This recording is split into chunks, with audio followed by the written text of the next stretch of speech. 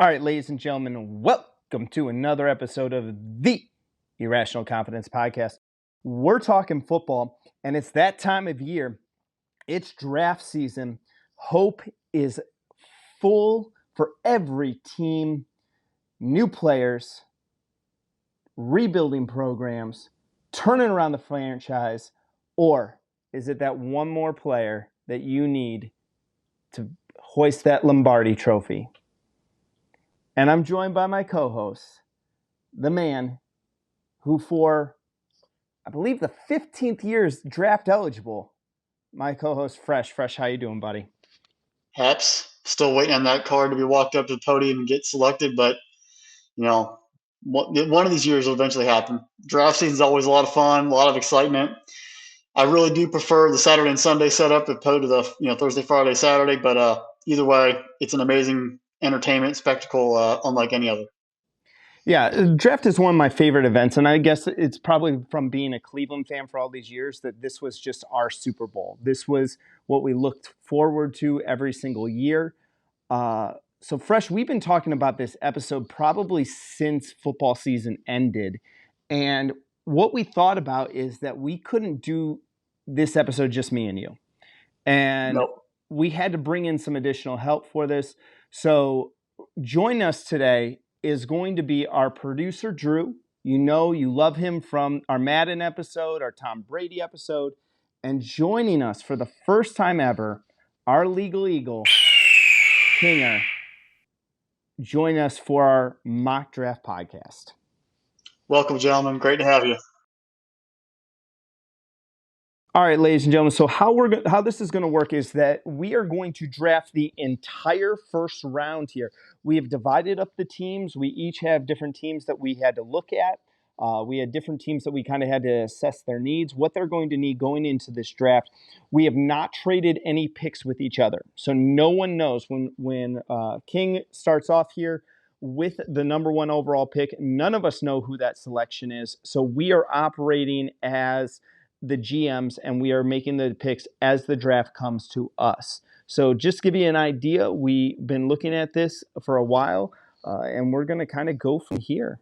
So leading us off, the first overall pick is going to the disastrous second year in a row Jacksonville Jaguars, and I'll turn it over. King, Jaguars are on the clock. Jaguars are on the clock. Glad to be here. Thanks for having me. Through no shock to those who know me, I think that the first overround pick for the Jaguars and overall is going to be Aiden Hutchinson from the great state of Michigan. I picked him for his presence on defense and potential leadership that Jacksonville certainly needs on defense, if not the whole team. Gentlemen, thoughts about Hutchinson going number one overall? Well, I think it's a pretty straightforward no-brainer. It's not a real clear-cut number one, but the defensive need that he brings, setting one end, allowing pass rushers on the other side to make an impact and get after the quarterback for the Jaguars defense is huge. And when you look in that division, you got to shut down Derrick Henry, you got to shut down Jonathan Taylor, and whoever the Houston Texans might bring about. You've got to focus on your division first, and bringing that defense to stop the two of those amazing running backs is a priority. Yeah, I mean, it's a great pick. He seems to be pretty much at the top of everybody's mock draft I've been seeing. I don't love that he disappeared a little bit against Georgia. Yeah. Other than that, best player on the board, so probably the best pick they could make. Yeah, finished the season 14 sacks in 14 games, so he's averaging a sack a game. I think it comes down to, for me, it comes down between him and Thibodeau there at the first overall pick. So, Drew, we go to one. Go ahead. I was just going to say one other note on Hutchinson. If anybody doesn't know his background, he broke his ankle junior year, and there was some question as to whether or not he was going to even be able to return. His father was a player as well at Michigan, went on to the NFL, if I remember correctly. And it's kind of a rags to riches story, coming back from almost complete oblivion to now making it to the league. So it's a fun story to listen to if you haven't heard it. So the Detroit Lions are on the clock.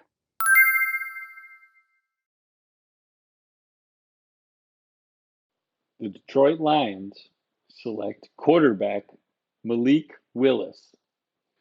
In the year that people are saying that the quarterback draft is thin, Seems like the exact year the Detroit Lions would draft a quarterback early.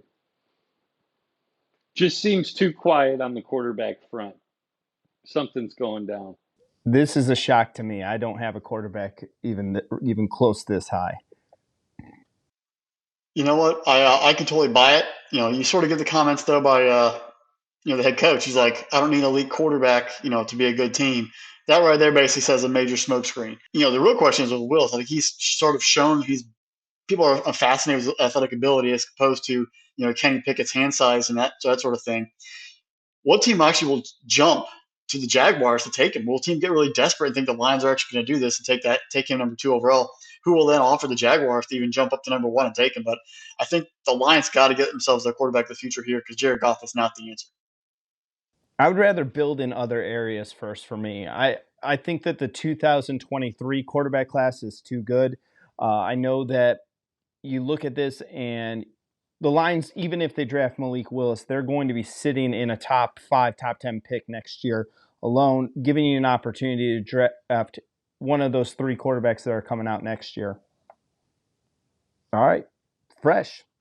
With the 3rd pick, the Houston Texans are on the clock.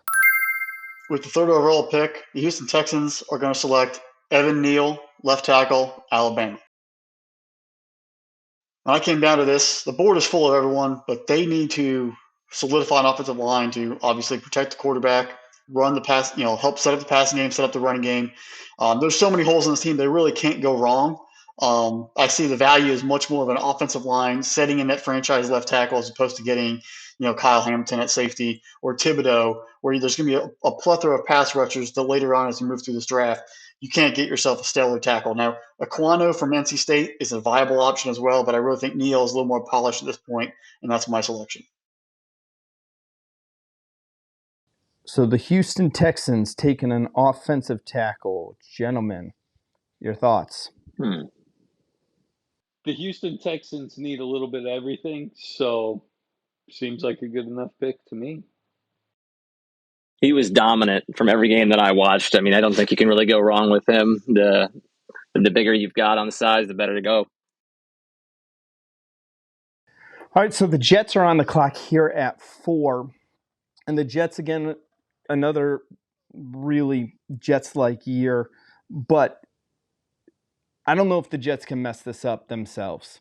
Like, this would be an impressive thing. There's only one prospect that I'm looking at, and I have the Jets taking Kyle Hamilton, safety out of Notre Dame. Kyle Hamilton's my top-rated prospect in this entire draft right now. 6'3" out of Notre Dame, 220. Probably it's down between him and Thibodeau, which one is the best athlete out of this draft. He does a little bit of everything. He is in that mold of a hybrid safety. Definitely a guy who can come up, play the run. He can be a thumper in the middle of the field, but he also is quick enough. He's elusive enough. He's got the hip movements to drop back in coverage. If you take a look at Notre Dame, look at the games that Kyle Hamilton played, look at how lights out their defense was. He suffered a knee injury this year, only wound up in 7 of those games. That's the only question mark I have on Hamilton. Is that knee injury fully healed? Can he come back from that? But my number 1 prospect and going 4th to the Jets is Kyle Hamilton. I mean, when you start dropping hip movement with the number of 4 overall pick, that's the real deal, diagnosis there from Mr. Haps. This defense right here, they've got to build that secondary. It's a passing league in the NFL. Like, that's it. But you also need the field general back there to guide them. They thought they had it in Jamal Adams a few years ago. That whole thing fell apart. I think Kyle Hamilton fits in that Robert Saleh defense really well. You look at Buffalo, they're going to air it out. You look at the Dolphins going out there, putting everything into his hands and building an offense around him. They're going to air it out a little bit. And you have the Patriots, Mac Jones. They're going to try to run that play action. You need someone to thump up there and get after the running backs too. And even if this team has bigger dreams and they really want to make a playoff push, you look at the AFC West. Those teams out there are all going to air it out. You're going to need somebody back there, a field general, if you will, to make plays. And Hamilton is an athlete. I think he's the best defensive back in this draft, as you said. And he's going to be making instant impact for this Jets defense.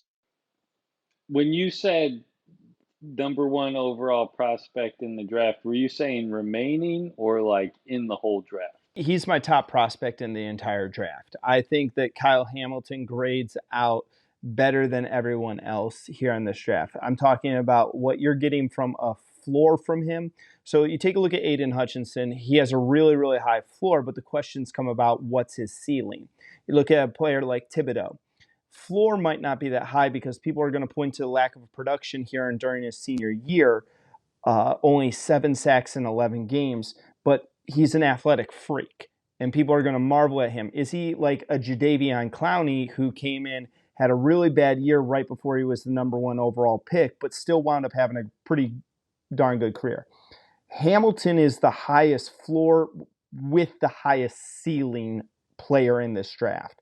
With the new age of safeties, with safeties being able to have to play the run, be able to cover a tight end, and looking at like a 6'6", 4'5" tight end in this league these days, you're looking at those Darren Wallers. I think Kyle Hamilton has everything to make and is the best prospect in this draft. Perhaps I do have to say, did our friend Lance drop you a couple $100 at Drew's wedding a couple weeks ago in cash to sort of give this extra Hamilton pop up? He might have, if he did. Okay.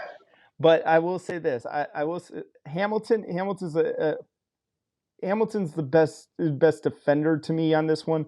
But at the same time, too, like you look at the difference, and you go back, and when I was prepping for this, I went back and started looking at the difference Notre Dame games when Hamilton played compared when he didn't. And that was, you could see a difference maker. When a singular player, I'm not saying that the Notre Dame defense was unflappable, but when a single player, you can really move the needle, that really stands out to me. Like that Georgia defense, if you take one player off of that Georgia defense is still going to be really, really, really good. There's a lot of talent there. I thought Hamilton was one of 2 very talented players on that Notre Dame defense. Just overall in general, I just have to make sure I understand what you're saying is that the best player available in this year's draft is a safety coming off an injury. Yes. I think it has the best has the best overall floor and ceiling. Even despite like the position being devalued in a sense. I think that he's got that diversity, though, where you look at what they've kind of changed of what he's not the traditional safety. He's almost that hybrid safety that we're starting to see more and more teams move to, where sometimes that safety becomes a linebacker. That safety might be a stand-up defensive end. You know, you're seeing more and more like where a defensive end drops out into coverage in the flat to pick up the tight end.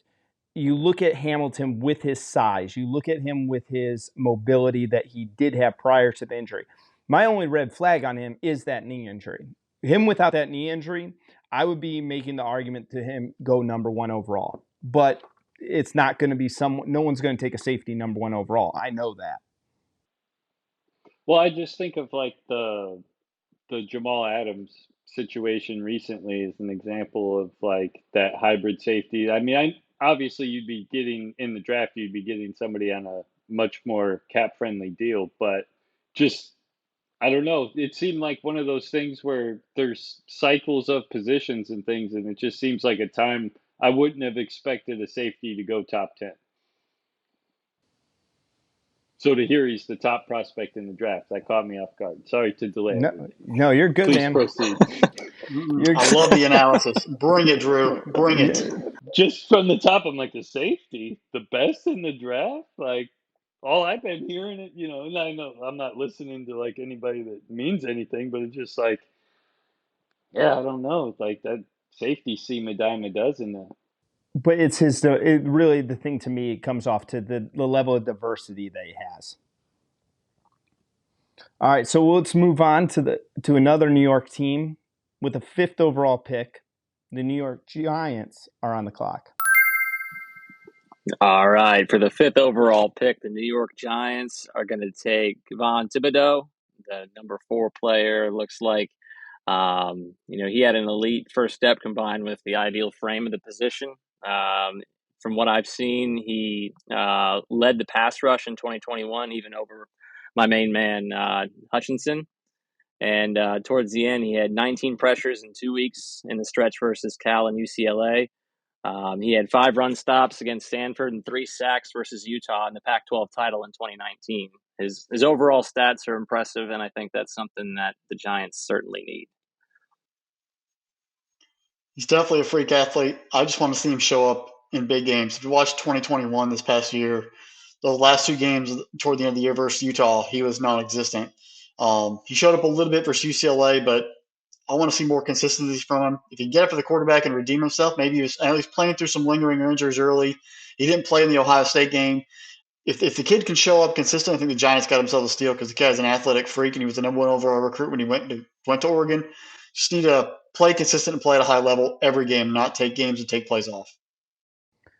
So the thing that concerns me with Thibodeau is in his last 18 college games, he has 10 total sacks.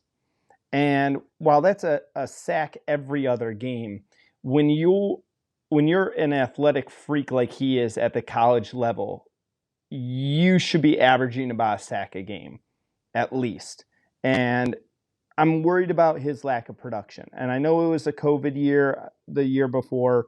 I know that's there. His ceiling is so sky high, though. But is he going to be is he going to wind up being in the breath of Myles Garrett and J.J. Watt as an edge rusher? Or is he going to be the Courtney Brown of an edge rusher? I don't know. That's the first crap. Don't want to be the Courtney Brown of the pass rushers. Yeah. Dead. All right. Carolina is now on the clock.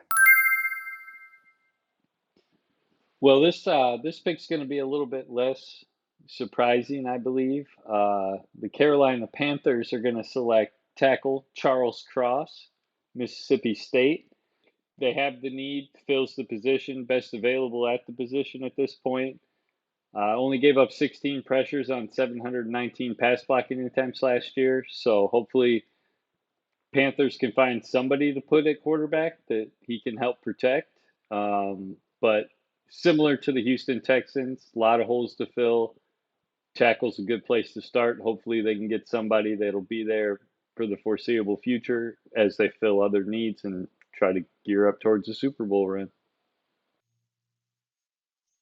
I mean, that right there, it would have been tough to see the Panthers go for a quarterback, even though they were trying to trade for Deshaun Watson. Watson over Darnold is one thing. At the 7th overall, taking a quarterback and then pairing him with Darnold, who you just traded for, would have been a little tough.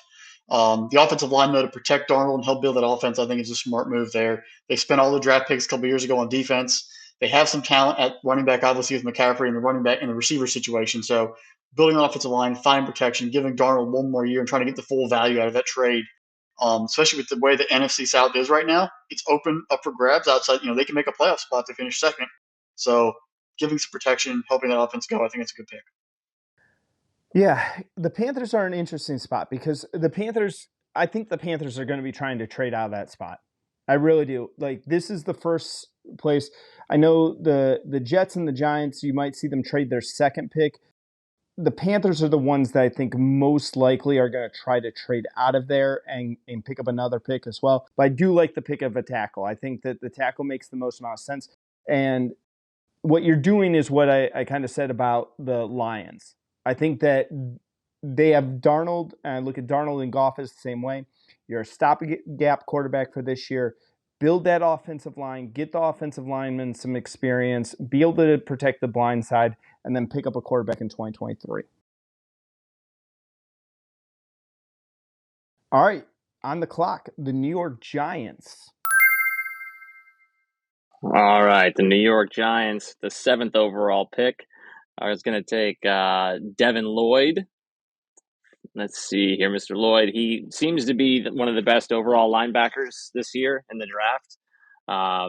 From what I've seen, he can do blocking, coverage, you name it. He can engage in it. And since the Giants need help in pretty much every department on defense, that's something that he might be able to step in and actually make a difference on from day one. I mean, the Giants right now bringing in the new defensive coordinator, Martindale coming up from the Ravens, now to the Giants, uses multiple linebackers, runs a 3-4 really front, unique fronts from there. You need linebackers who can get around the field. Personally, I think it's a little early for Lloyd. I think they might have even gone, play someone in the secondary or receiver to help out, the quarterback. But I can see Lloyd as being a safe pick, someone you can build a defense on as a field general. Because if you do watch that Utah tape, he was all over the place, blowing up, running backs left and right, and covered tight ends and slot receivers. So he does have the athletic ability, and he probably would be a special weapon for that Giants defense. I think it's a little early. I think the Giants could have traded back a little bit to get him, but definitely a need for that team. So Lloyd's he's a tackling machine. Finishes his career with 255 tackles in four years, although he is a junior. Redshirt year doesn't count. Also wound up with 16 and a half sacks. So the dude can get to the quarterback.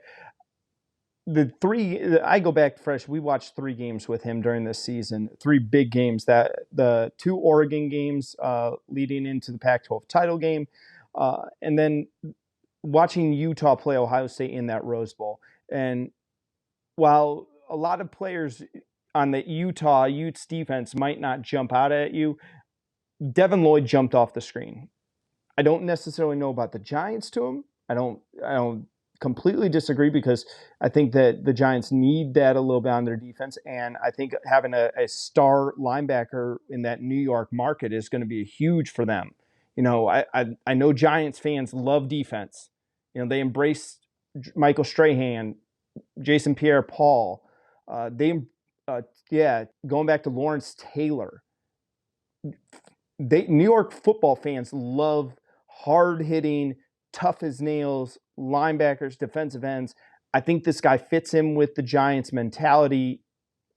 Does the production at the college level translate into the NFL level? I don't know if he'll be an elite level linebacker. I think he's going to be a pretty darn good one. All right, moving on to the 8th pick overall. The Atlanta Falcons are on the clock. Well, before I dive into the pick, the Falcons traded Matt Ryan. They have Cordell Patterson. They brought him back. They have Kyle Pitts. And they signed Marcus Mariota. I really don't think Marcus Mariota is going to be the starting quarterback of this team. I honestly could see the Falcons even trading up to number 1 overall because of what Drew did by taking Malik Willis at number 2. The Falcons could be desperate enough to move up to number 1 and take a quarterback. They're actually pretty happy right now that nobody's traded up ahead of them. With the number 8th overall pick, the Atlanta Falcons are taking Kenny Pickett out of Pitt. He solidifies that quarterback spot, gives them a veteran. Even if Mariota starts off the season now, you have that quarterback that you can build around, just like they do with Matt Ryan. Give him he has some weapons right now. The only other option I could see them actually going with is receiver, because they have no offensive weapons. But you've got to solidify that quarterback position. And I don't think that organization, especially with Arthur Blank as the owner, wants to wait another year for a quarterback to come along and get beat up in that division. They want to compete, at least make an attempt and move forward. So Kenny Pickett's my quarterback. Makes a lot of sense. Definitely, once Matt Ryan got traded, it just seemed to announce that the Atlanta Falcons would be drafting a quarterback at 7. I mean, I'm not a fan of it. I gotta admit, as much as I love, listen, Fresh and I spent this whole college football season just singing the praises of Kenny Pickett. We really did. And we watched more Panthers games than most of the average fans here. He's a great quarterback. He has the potential to be a great quarterback.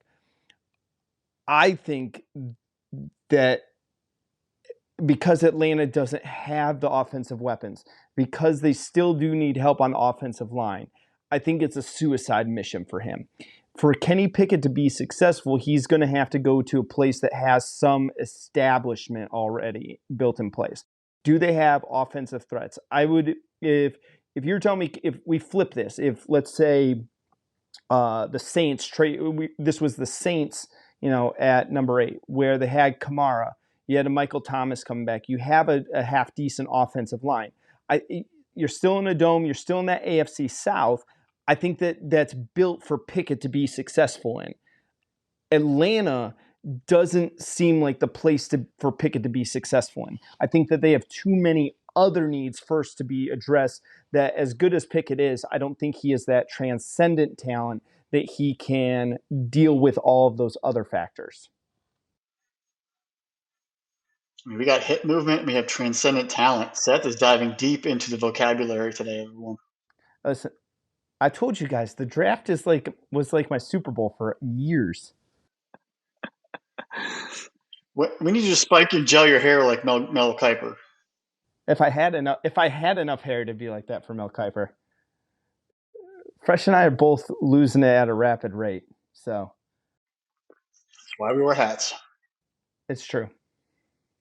I got to ask you, with the Kenny Pickett, situation seeming to be, important to his success, what would be, I guess, a realistic landing spot that you could see some success? Not to get too far sidetracked, but like obviously you felt like Atlanta wasn't a good spot. Like, is there somewhere in a team that actually needs a quarterback that would be a good spot for Pickett?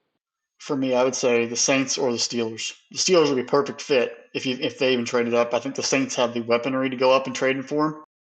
Those are the two teams that I think are built with a quarterback need that would be able to make him successful.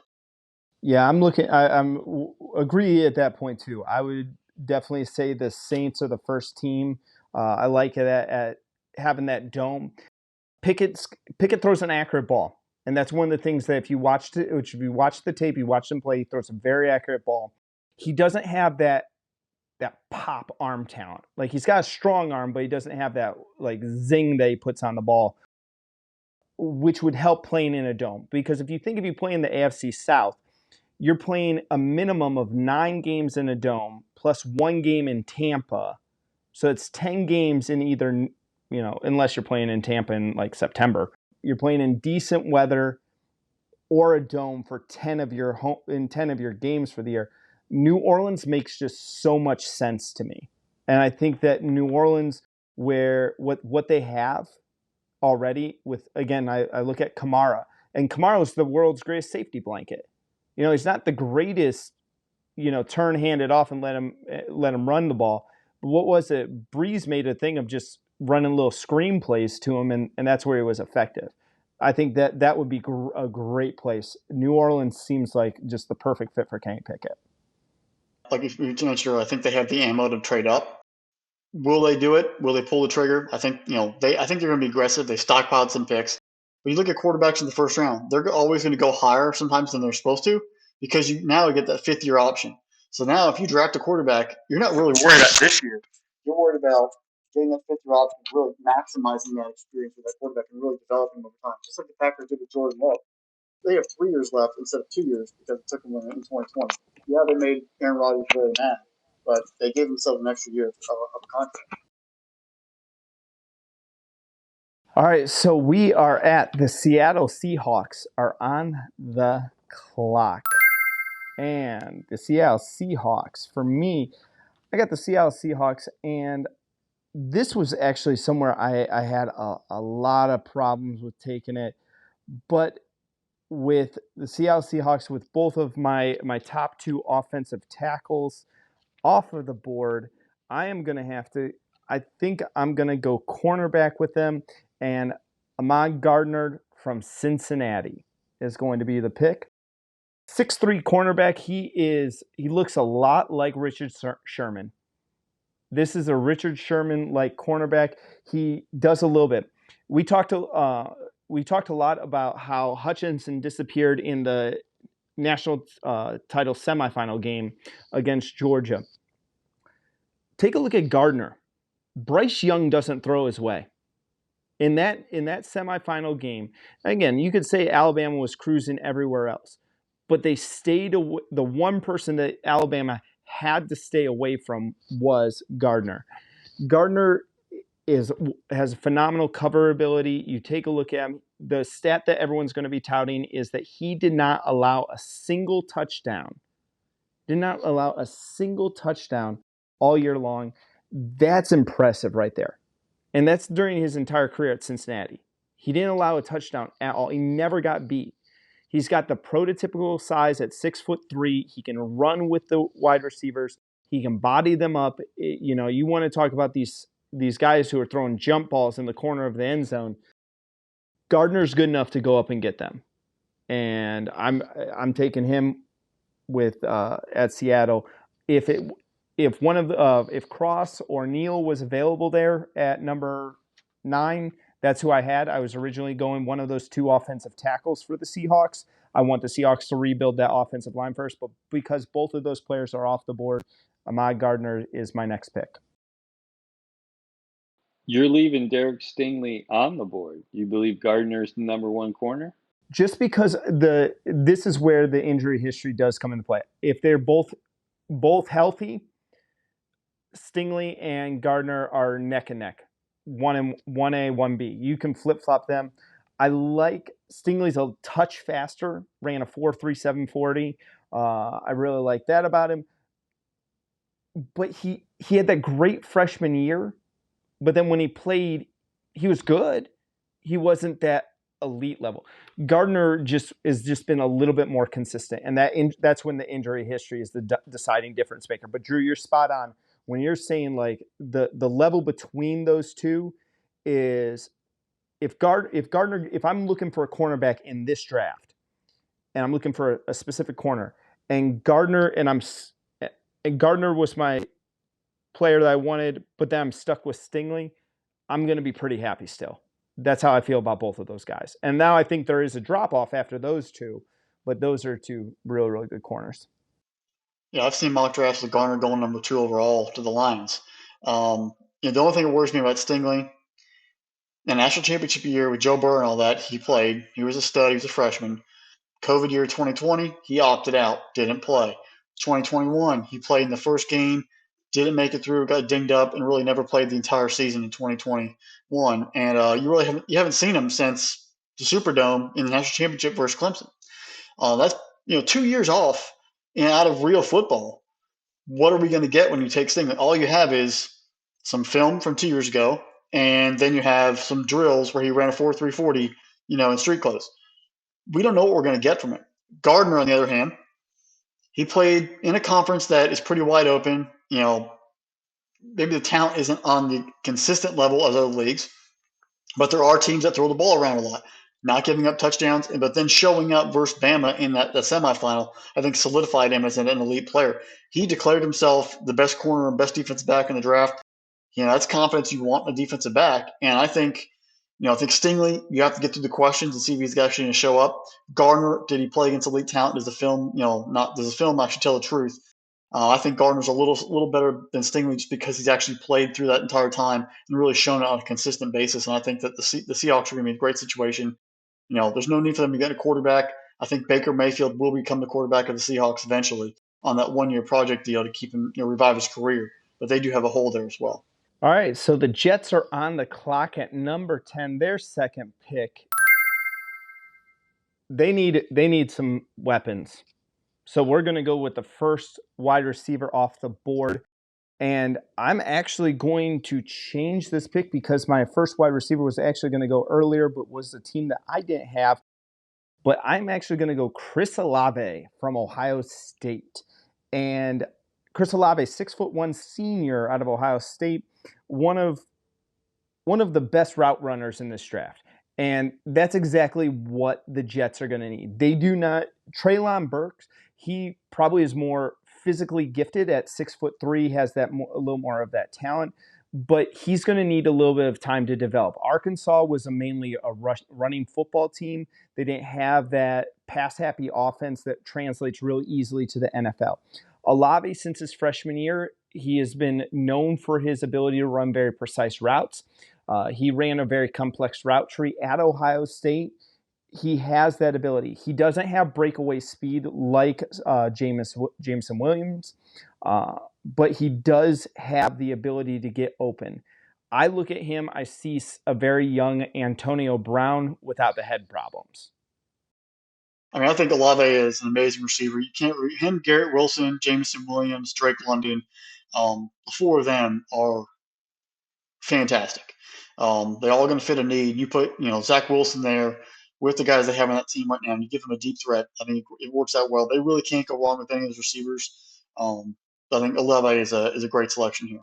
Ryan, you're on the clock at number 11 with the Commanders. All right. For the Commanders, the number 11 overall pick, this is going to be a little bit of a outside pick, I think. But I'm going to go with Desmond Ritter, quarterback, Cincinnati. I think that he is going to be a little bit of a wild card coming into the league, whether or not he makes or breaks it. But that said, he was at the helm for 4 years with Cincinnati. He's one of the most experienced quarterbacks heading into the league from college. And from everything I've looked at, he got better every single year, including the pressure of his final season. So I think that he might have a chance at rounding the corner and being a real big league quarterback. Every report I've seen that he really impressed a lot of people at the Senior Bowl. He, came off a year where he led the team back-to-back seasons, played great at Cincinnati, but then went to the Senior Bowl week and really lit it up and really took the eyes of the scouts from the quarterback who was just leading a really good team to a legit, very good quarterback. And making himself a case as a first round, like you brought up earlier, taking that quarterback right now, getting that fifth-year option, and building on that, giving him a chance to develop. They have Carson Wentz for really basically a year. They could dump him after the year if they want. If Ritter develops, if you want the guy, and you want to make the move now, make the selection and use that 5-year window to really develop. And if he's not there, you cut bait after 4, and you're okay. I think it's a reach for Ritter. You're right. He's a 4-year starter at Cincinnati. Winds up with 87 touchdown passes in his career to only 28 interceptions. Led a great Bearcat team this year. Again, but it's me. I think it's just a rough year to need a quarterback, but that's just me personally.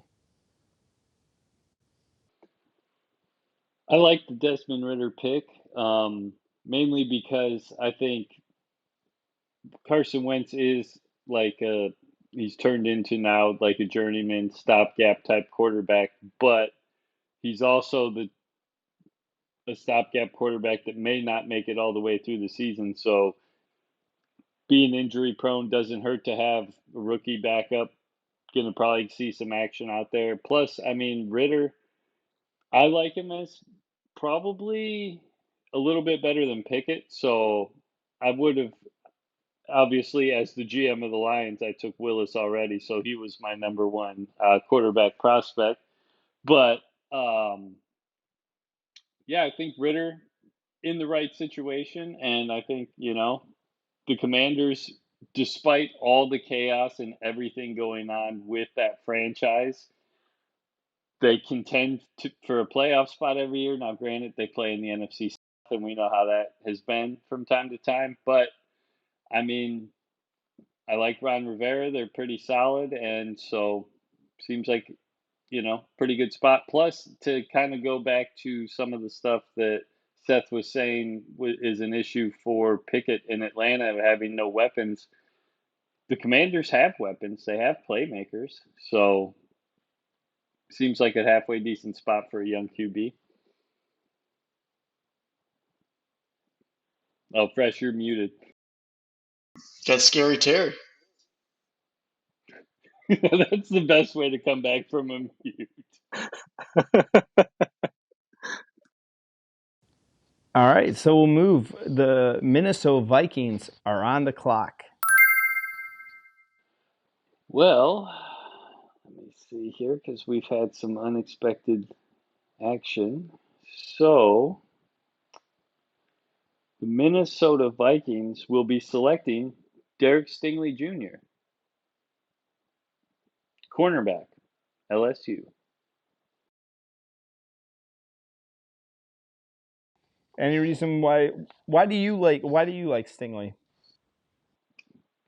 Well, I mean, similar to some of the stuff you said earlier, it was pretty neck and neck going in. Now, I wasn't taking the injury into account. I was more so thinking from a GM perspective. If I was drafting who I think the best corners would be, and it was a toss up between those two, and honestly, had my own GM decisions not taken a QB at 2 overall, I was probably going to take Stingley. So the fact that I can get him here for the Vikings, now's the time.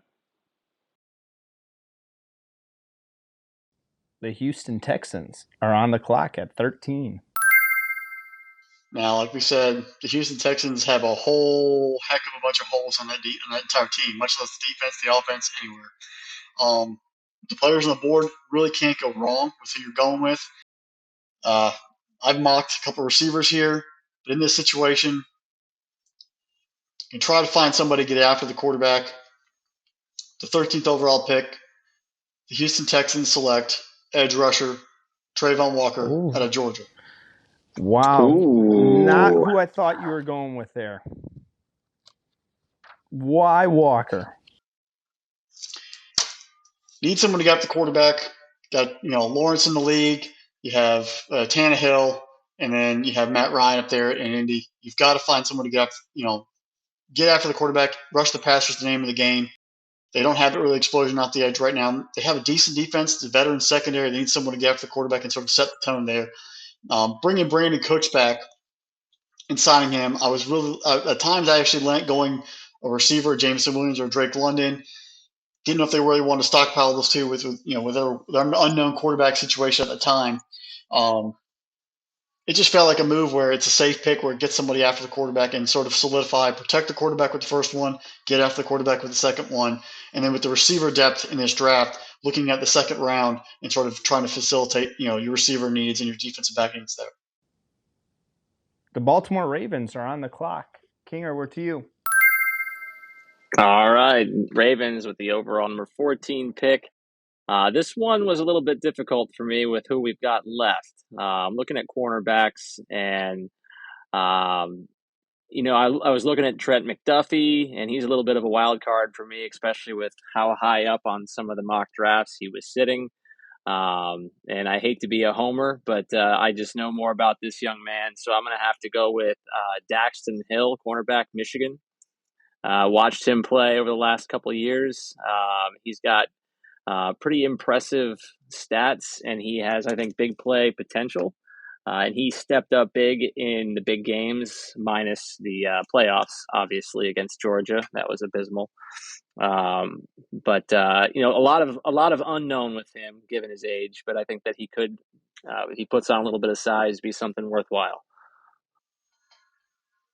And I tell you right now, the Harbaugh brothers, if there's going to be someone who has inside information on Daxton Hill, it's going to be the John and Jim connection. And I think that right there is a pipeline in itself. Not the Michigan defender I thought you would be going with. I actually thought it would be Jobu. Well, I watched his injury. I don't know if you saw. Did you see when he fell in the? That was brutal to see. I know it's a very fixable, very healable injury, and I wish him that he gets repaired quickly. I'm sure he'll be fine. But had that not happened, I think I would have been on board with you. But that just got me a little leery. All right, with the 15th overall pick, fly Eagles fly. They're on the clock. Tough decision here. Could go a couple of ways. I do like Trent McDuffie. Eagles could use some cornerback help. But despite him still being available, we are going to take a little bit of a left turn here and draft linebacker Nakobe Dean out of Georgia.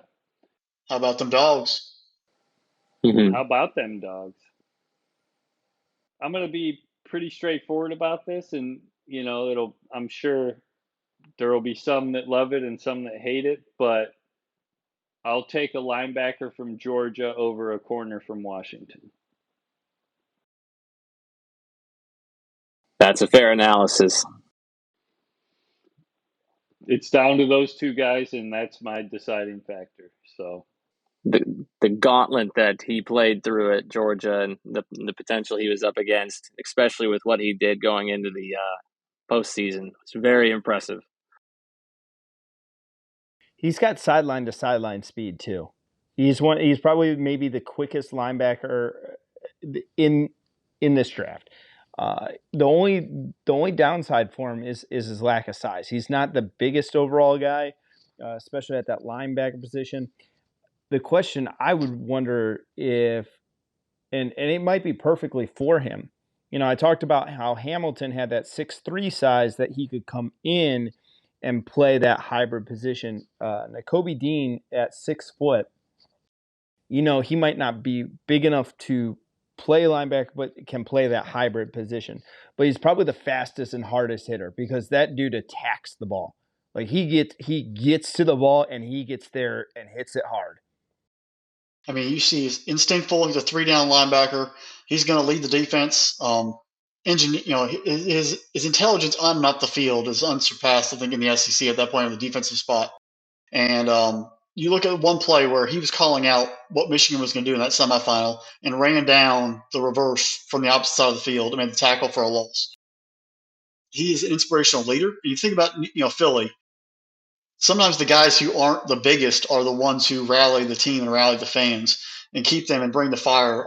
It's a different kind of environment there in Philly, and the Eagle fan base is notoriously, I think, erratic in a good way. And I think he would be a great embodiment of that entire franchise in that city itself. All right, at 16, fresh, you are on the clock. Well, as we've talked before, I think the Saints are going to be trading up. They're going to use at least one of these picks, maybe both of them, to move up into the top 5 and take a quarterback. But if they are staying here and staying put, they're going to load up this team with the talent that's available out there. They're going to help an Ohio State Buckeye, Michael Thomas, with another Ohio State Buckeye, and wide receiver Garrett Wilson. So, fresh, is Wilson your top wide receiver in this draft? Drake London's my top wide receiver. So why Wilson over London? He fits the Saints better. His connection, his height, I think fits and gives a balance to Michael Thomas. Drake is more of that slot receiver who will give work and space, but I just don't think that he fits the Saints offense. I think they'll end up going Wilson. And honestly, I don't think at this point, I know we're supposed to draft with who's there. I don't think Drake London's going to be there at this point. I think Garrett Wilson will be there for him, and he's going to be their pick. This guy, Drake London's there right now. But in real life, he's not going to be there. He's a top 10 pick. He's going to the Jets. This guy's reworking the whole mock. All right, at number 17, the Los Angeles Chargers are on the clock. The Chargers are going to draft Trevor Penning from Northern Iowa, offensive tackle. Penning is probably that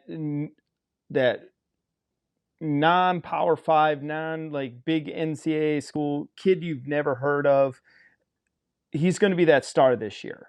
And it's not going to, we don't have that small school quarterback like the Carson Wentz or Trey Lance this year that no one's, people become familiar with the name, but no one's ever seen them play. That's going to be Penning this year. Penning is a mountain of a man. 6'7", 330. He is huge, thrives in the run game, likes to have he's very strong, hits hard at the point of attack with it. Definitely you could sit there, you could see him playing right side and left side of the offensive line. I think that he has because he's going to come in kind of raw, I think that you could start him on the right and maybe move him over to the left to eventually protect Herbert's blind side. But I think the person that's going to benefit the most is Austin Eckler because this guy loves to run block. Will be interesting to see how a guy from Northern Iowa right off the bat, can run and pass block immediately in the NFL. But definitely an intriguing prospect. All right, the Philadelphia Eagles are back on the clock at number 18. And to circle back to my prior logic, joke's on you as we will now select Trent McDuffie, cornerback, Washington. When you got 2 picks just like that, you enjoy the spoils. Just in case somebody was leaning McDuffie, I had to go ahead and put some doubt in people's mind before I swooped back up and got him. So what do you like about McDuffie? Best available at the position? Biggest need. I mean, I know that's like the easy cop-out thing to say, but it is kind of the factor at that point. I mean, I did not like the fact that he's not 6 foot tall. I know that's kind of silly because he's 5'11", but doesn't necessarily have the greatest wingspan, reach, that kind of thing. But I mean, the thing that's always interesting with corners is they're considered good when they're not thrown at. So it's like, well, how are his stats? Well, he didn't get many targets, so I guess he's probably pretty good. I honestly haven't watched much film on him or seen many Washington games to say, but just given the way he's been graded and the little bit of knowledge I have on him, I would say he's the pick for the Eagles. Interesting with him. I think that he only, the longest he let was 39 yards in a single game from a single catch in 2021. And he had 16 catches from 36 targets for a total of 111 yards with no scores and 5 pass breakups. But my question is, against whom? I'm not dogging the Huskies too hard, but it's not exactly the same as going through the Big Ten or the SEC, in my opinion. So I'm curious to see how he'll do against different opponents. Yeah, this isn't the Buda Baker, Kevin King 2016 Washington Husky defense. This was the 2020, 2021 defense that team, let's just say, they're pretty average at best. All right. The New Orleans Saints are back on the clock at 19. Well, we just lost Armstead to the Dolphins, lost our tackle. So we look up, we see Akeem Ekawanyu, arguably a top 10 pick, falling to us at 19. So we're going to take the left tackle from NC State, Akeem Ekawanyu. If you had to read out the names, you think and you had to draft the player by reading the name correctly, I think he falls even further because none of us fresh. I have a feeling you practice saying his name.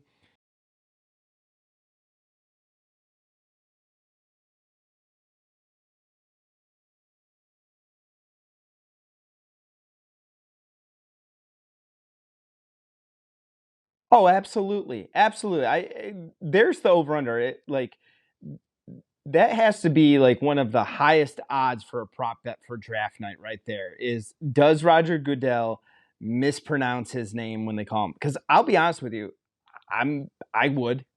I know I would because I'm terrible at names. One of the greatest, video things is Brett Favre from Southern Miss. You hear that, you're like, huh, okay. Or when the Bucks drafted, Giannis Antetokounmpo, the guy was basically like, the Greek freak, and we're just gonna move on to the next pick. Yeah. All right, we're back to King with the Pittsburgh Steelers at number 20. All right, number 20, the Steelers.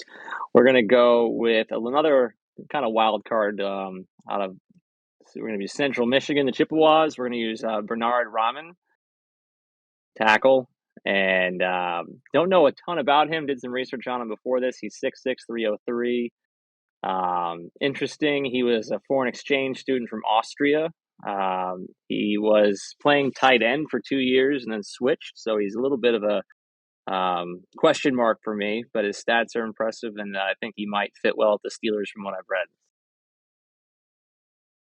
I mean, you could definitely tell last year they had a hole. I mean, all right, Big Ben wasn't moving. He wasn't really going to protect himself. But when they lost Villanueva to the Ravens, they lost that left side protection. You need a big guy there. Steelers like to be rough and tough. They like to play physical football. And, he'll be a project early on. But that team, I think, with not having been there, they're going to have about a year and a bump in the road. It's the Bengals division. It's the Browns division. It's the Ravens division. The Steelers are the worst team in that division. They have a chance to really, use a year or two of buffer to get everyone else situated. Give him some time to get acclimated.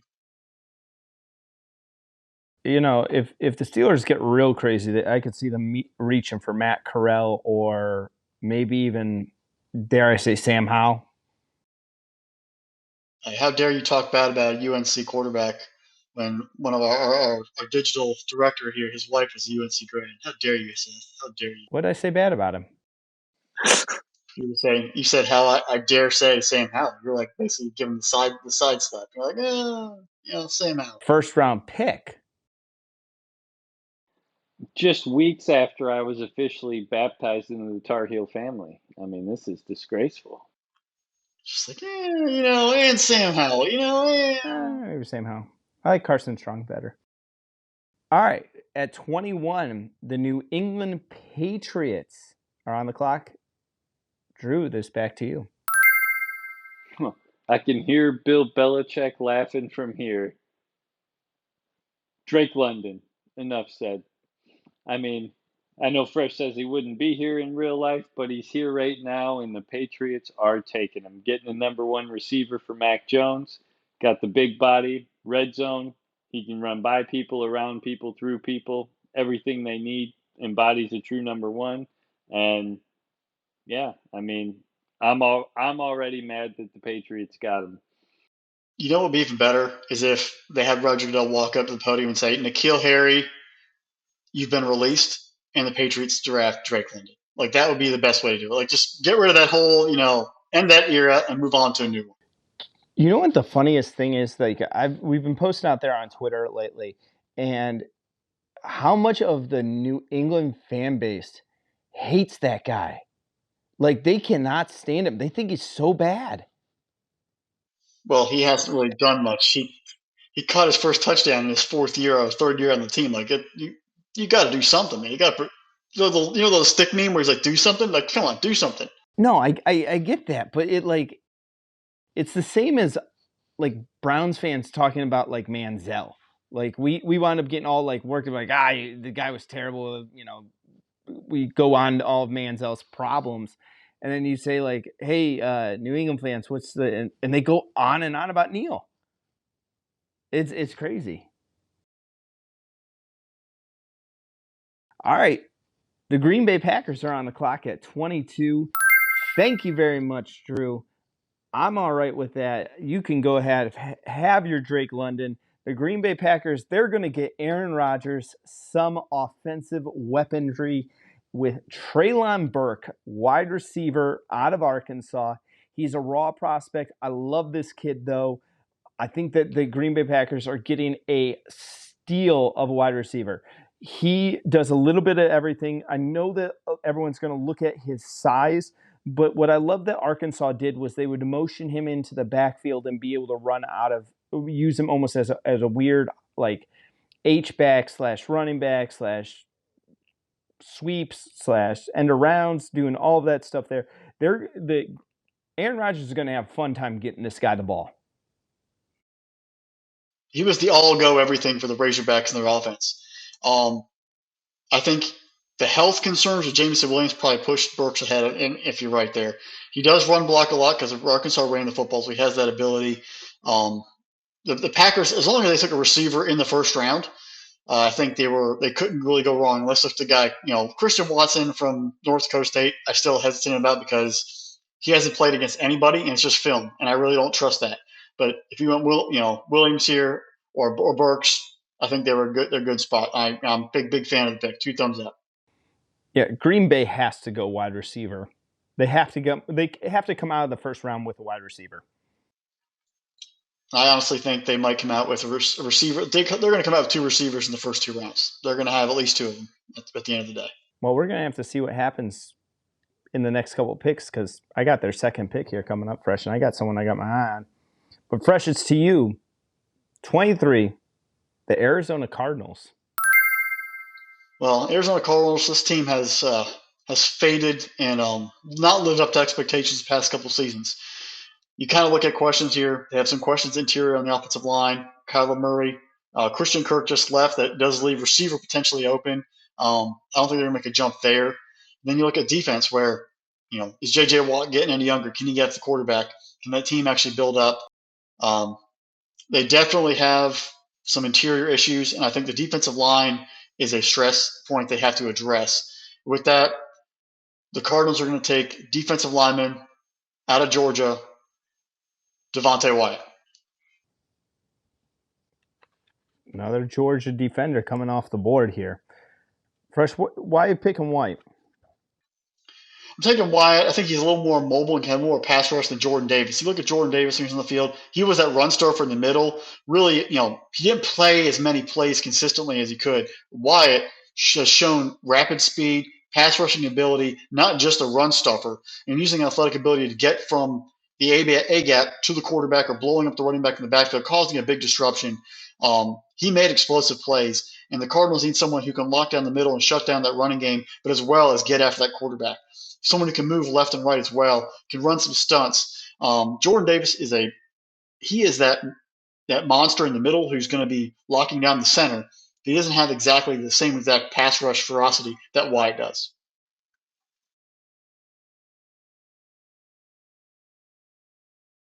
All right.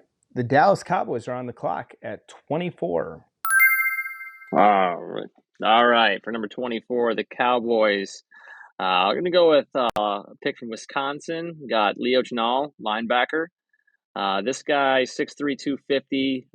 He was explosive to watch. He was a little hit or miss from what I saw in watching him, and that might have just been coincidental, as I didn't watch every Wisconsin game by any means. But from what I did see and things I've read, he got better and better, and he was explosive, especially on the games when he was really on. He would go into, I think he had 4 sacks against Purdue. So he was explosive, and I think he could fit well or shape into something that might be helpful for the Dallas defense. I mean, that Dallas defense, Jalen Smith was a rough pick for him a couple years back. He's no longer with the team. Micah Parsons really shined when they moved into that edge rush spot or the defensive end spot, and he was able to get after the quarterback. Bringing in Chenal, who's a tackling machine at Wisconsin, allows him and Van Der Esch to take the middle of the field and shut down the running game, help cover some of the tight ends, and let Parsons be that floater and make an explosive play from the edge or from anywhere they want to put him on the defensive scheme. But you have 2 steady tacklers in Van Der Esch and Chenal. That the Cowboys need defensive help. And you look at that, the Commanders, the Eagles, and the Giants, they are running back centric. They don't have explosive passing games, but they're going to have to use the running backs. You need linebackers who can get there and tackle in space and keep those down distance chains in your favor as a defensive team. I think Chenal's a solid pick here.